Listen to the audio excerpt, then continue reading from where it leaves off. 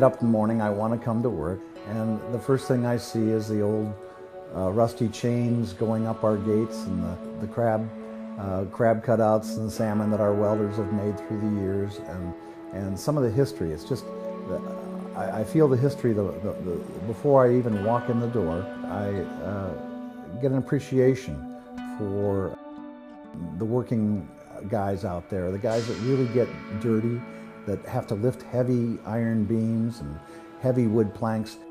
This is a shipyard that is a slice back in time.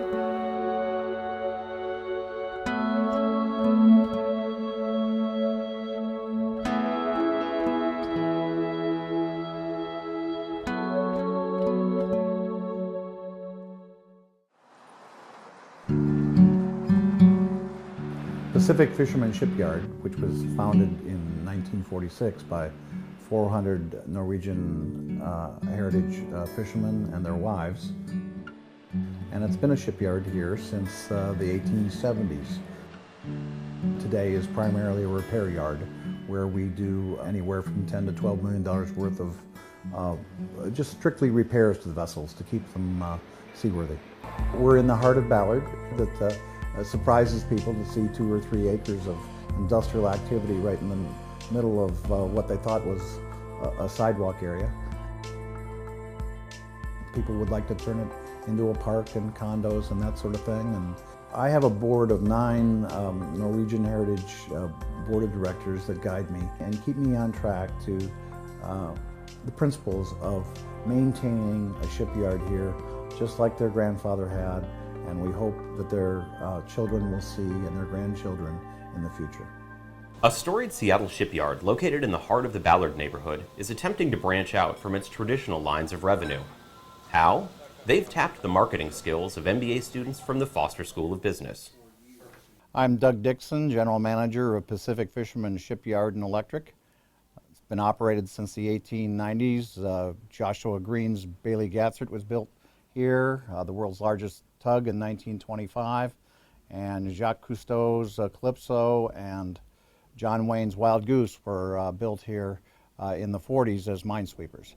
It's built many of the crab boats for Alaska and various other vessels, but now is primarily a repair yard trying to survive the downturn in the blue-collar industries, consolidation of shipyards. In 2009, Congress passed the American Recovery Act, of which they had a small shipyard segment of $100 million to pass out to approximately 50 shipyards throughout the United States. We were one of the lucky ones to get close to $1 million grant to increase jobs and productivity both in the shipyard, and we're doing that through purchasing some machinery, including a high-tech, high-heat paint booth and associated environmentally friendly sandblast facility using steel grit.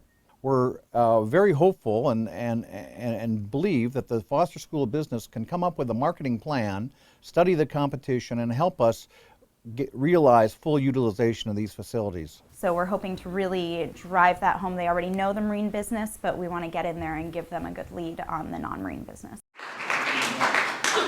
First of all, this is the first stimulus funding project I came to that comes standard with tiki bar and table chairs. We have one of the best maritime sectors in the world.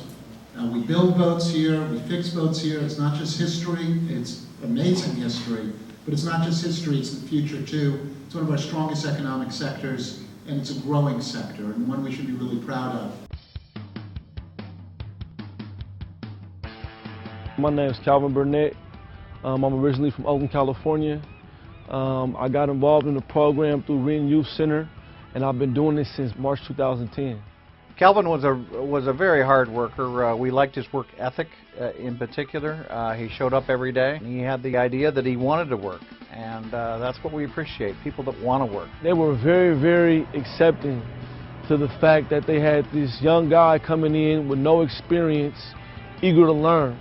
Calvin, I think, in particular, gained an appreciation for what it's like to work a full 8-hour day, to work hard during that 8-hour day, to sweat during that 8-hour day, and get an appreciation for the working world. Oh no, there goes the Cascade Mariner. Come on, come on. God damn. Where are they going? No. Well, this is what you call missing the boat. I'm Doug Dixon, General Manager at Pacific Fisherman Shipyard. I like to say that we run a tight ship around here. We build and repair boats here, primarily for the king crab fisher. We have a lot of sophisticated machinery for taking care of their needs. 2 marine railways that can lift out to 600 tons, and we have a 3rd screw lift dock that can lift a 600-ton vessel as well. Regulars here include the deadliest catches, Northwestern and the Wizard and Far West Leader, Sea Star. They all call this home to have their vessels repaired. Doug's Chaos. Organized chaos. We have all this dirt and crap here they need to clean up. This is not satisfactory. When was the last time it was vacuumed? It's been a while. Well, then why doesn't it happen? Doug's an intense individual. Doug can be hard on you. These are supposed to be covered. They've been asked to cover them and they just don't get around to cover them. Heads are gonna roll. Doug's Chaos. Organized chaos. Welcome to Pacific Fisherman Shipyard. This has been a shipyard since 1870. A fellow named Saunderson and a bunch of other Norwegians had it. And they built steamboats like the Bailey Gatzert were built here back in the 1870s. This is the helm from a standard minesweeper, 120 footers that were built here during the war, about a series of 10 of them. 2 of these went on to be famous, John Wayne's Wild Goose and Jacques Cousteau's Calypso, built right on the railway out here we're going to see in a minute. And over here, John, we have a rather famous vessel, the Northwind, that we're doing some refit work to it. The Northwind was built in 1930 in Wisconsin area and went over during the war, and Winston Churchill took it over for MI9 service. So we got John Wayne, Winston Churchill, and Jacques Cousteau. All in one shipyard. So in 1946, after the war, this was still the Ballard Marine Railway. And 400 Norwegian heritage fishermen and their wives wanted a place to fix their boats, so the 400 of them plunked down $300 each and decided to have a co-op, and they purchased it from the Ballard Marine Railway as a co-op. Most of those 400 original shareholders are around today on the 3rd and 4th generation of ownership. John, if you take a look around, you'll see a lot of salt cod hanging around this joint. We get the fishermen are always bringing us salt cod down. They salt them in the lazarette and they give them to us, and we just put that in a pail of water, soak the salt out of it, and we have a nice afternoon snack. There you go. Okay, where we're going now, John, is this is the sacred territory. Is this the Oakham Loft here? That's right. Yeah. So this is where the corkers. The corkers are the shipwrights, and the corkers are famous for having their little mallet, and they have corking irons. Yeah. And this sound. Oh, baby. That's the famous sound that you hear whenever anybody's making a wooden boat watertight. That's oakum, often called hemp. It's the male version of marijuana that is made and used for hundreds and hundreds of years for making ships watertight. Right. This is our ship chandlery store. We have every nut and bolt known to man here. Walking around Pacific Fisherman with Doug Dixon feels a lot like visiting a museum, but this is truly a living museum, and much more than just a museum, actually. It's a place where the past, the present, and the future really come together in the ongoing story of Seattle's maritime industry.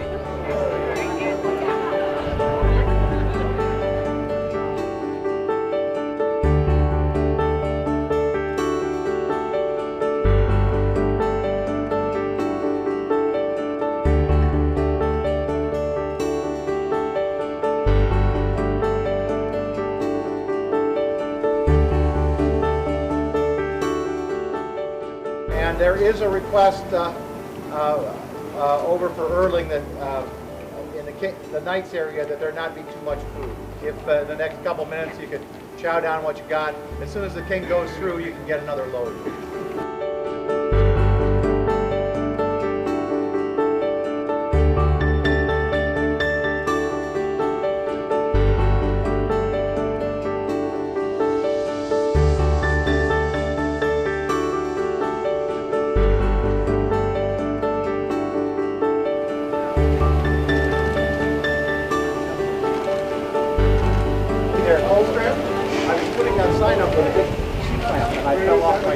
For the 17th of May parade, that's a John Deere with a propeller on it.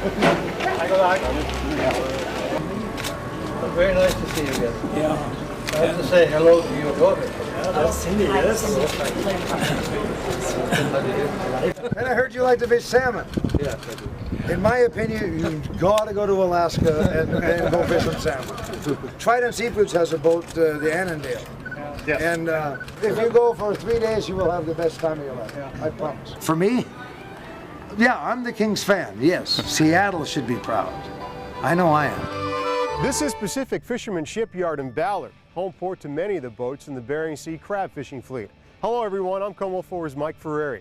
The Hansen family of Seattle has been fishing for crab on the deadly Bering Sea for decades on their boat, the Northwestern. The Hansen brothers are the stars of the TV show Deadliest Catch, but that hasn't changed them one bit. We're here at the 2014 Pacific Marine Expo. To old guys like me, it's Fish Expo, but now it's Pacific Marine Expo. It takes care of work boats and everybody else. Pacific Fisherman Shipyard has been here for since the beginning. It's important to hold the banner and to show that that you're here in business and you're here to serve the industry. People come to Pacific Marine Expo because everything is here under the sun. Here we are at Fish Expo 2015, and my friend Nicky here came over from Japan, and he represents Mikasa and Kemmel. And Mikasa, you can see, brought their basketball, but more important, Kemmel has come up with a new bearing. Kampai.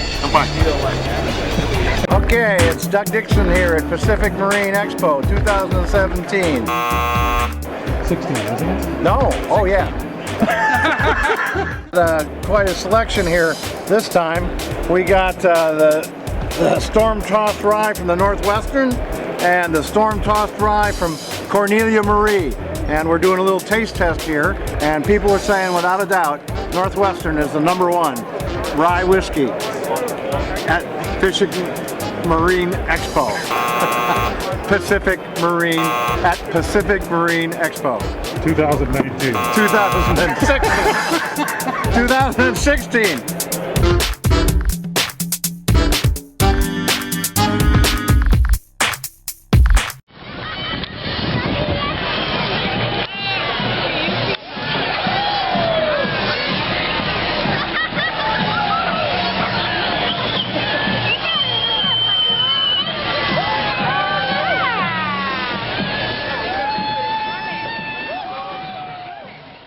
City of Seattle, Office of the Mayor, Proclamation.